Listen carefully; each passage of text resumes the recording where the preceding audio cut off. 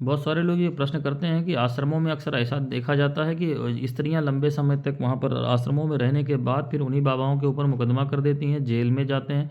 और ऐसे बहुत सारे कथावाचक और ये साधु महात्मा की श्रेणी में जो कभी होते थे वो लोग जेल में हैं, सजा काट रहे हैं, जबकि इनके वहाँ तो हजारों नहीं लाखों में स्त्रियों का हुजूम रहता था और सब बलात्कार के आरोप में जेल में सजा काट रहे हैं। तो ऐसा क्यों होता है? तो ये साधनात्मक दृष्टि से ऐसा इसलिए होता है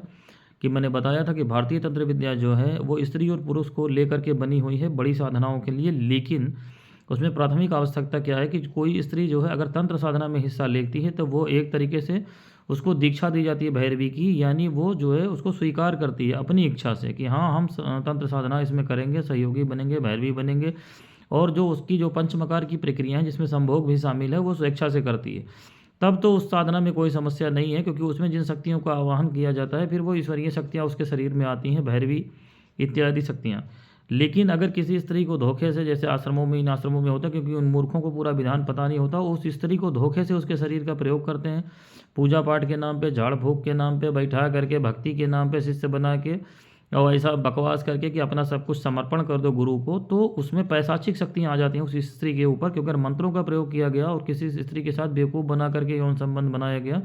तो काम पिशाचिनी जैसी शक्तियाँ या भैरवी जैसी, उग्र भैरवी जैसी शक्तियाँ आएंगी, क्योंकि तब वो उस साधना की दिशा में नहीं ले जाएंगी, बल्कि ऐसी खतरनाक शक्तियाँ उसमें आएंगी जो उस स्त्री को विद्वेषण के प्रयोग में ले जाती हैं। ऑटोमेटिक ऐसा होता है कि वो स्त्री जो है विद्रोह की स्थिति में आ जाएगी उस पुरुष के प्रति, वो घटना घटने के बाद। यानी ये कामाख्या मंत्र का प्रयोग अगर किसी स्त्री के साथ पंचमकार के तहत कर दिया गया और स्त्री की जो है उसमें सहमति नहीं, यानी उसको मालूम नहीं है कि मेरे साथ यौन संबंध कामाख्या मंत्रों के साथ बनाया जा रहा है, उसकी कंसेंट नहीं है, या उसने जो है पैसे लेकर के उसमें स्त्री के रूप में बैठने का स्वीकार नहीं किया है,